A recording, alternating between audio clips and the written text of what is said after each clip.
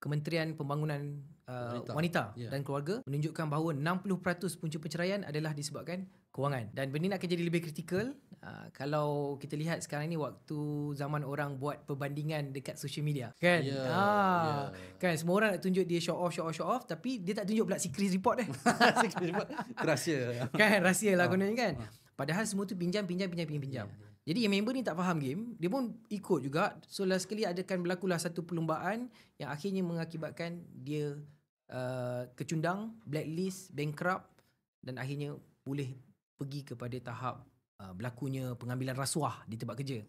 Kan, berlakunya bunuh diri, bergaduh laki bini, ataupun bergolak keluarga sebab kewangan.